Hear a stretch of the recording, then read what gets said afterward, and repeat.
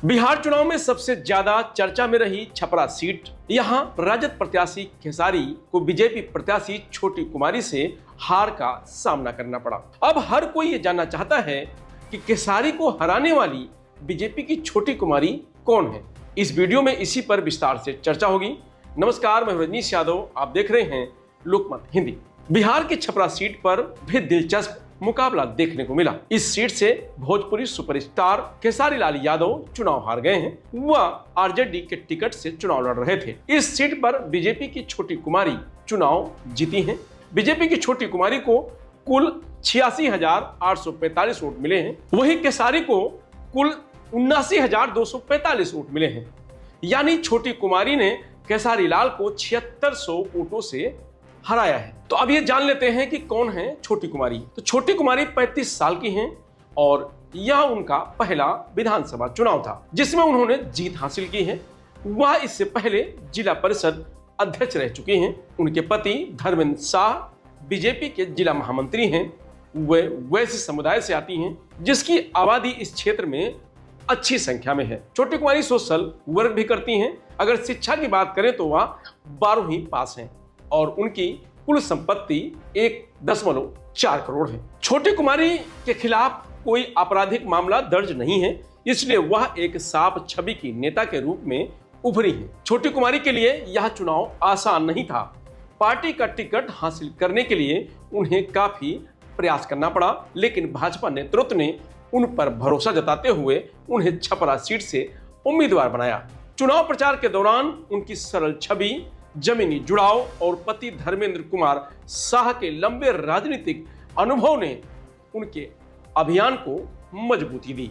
भाजपा कार्यकर्ताओं के उत्साह और चुनावी रणनीति ने भी उनकी जीत में महत्वपूर्ण भूमिका निभाई। राजनीति में लगभग 1.5 दशक पहले कदम रखने वाली छोटी कुमारी सारण जिला परिषद की अध्यक्ष रह चुकी हैं।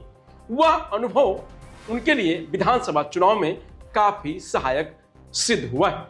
जिला पार्षद से जिला परिषद अध्यक्ष और अब विधायक बनने तक का उनका सफर प्रेरणादायक माना जा रहा है। छोटी कुमारी की ये जीत उन्हें भविष्य में लंबा सफर तय करने में अहम भूमिका निभाएगी, क्योंकि खेसारी लाल को हराकर वह पहले ही विधानसभा चुनाव में चर्चा में आ चुकी है। खास बात यह है कि वर्ष 2062 के बाद पहली बार यहां किसी महिला विधायक का चुनाव हुआ है।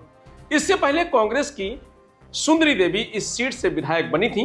उनके बाद अब छोटी कुमारी ने यह उपलब्धि हासिल कर जिले में महिलाओं की राजनीतिक भागीदारी को नई दिशा दी है। छोटी कुमारी की जीत ने यह संदेश भी दिया है कि लोकप्रियता और ग्लैमर हमेशा चुनावी सफलता की गारंटी नहीं देता है। संगठन, रणनीति और जनता का भरोसा ही लोकतंत्र में निर्णायक साबित होता है। छपरा की जनता ने इस बार विकास, सरल नेतृत्व और मजबूत संगठन पर भरोसा जताते हुए राजनीति के इस नए अध्याय की शुरुआत कर दी है। दूसरी बात, छपरा को बिहार में बीजेपी का गढ़ माना जाता है, क्योंकि यहां बीते 15 सालों से बीजेपी का वर्चस्व रहा है।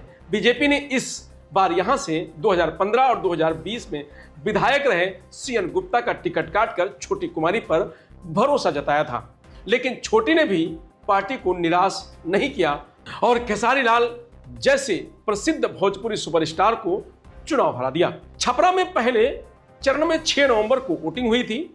चुनाव के नतीजे 14 नवंबर को सामने आए। बिहार विधानसभा चुनाव में एनडीए की आंधी चली। प्रदेश में सत्ताधारी एनडीए के सामने महागठबंधन टिक नहीं पाया।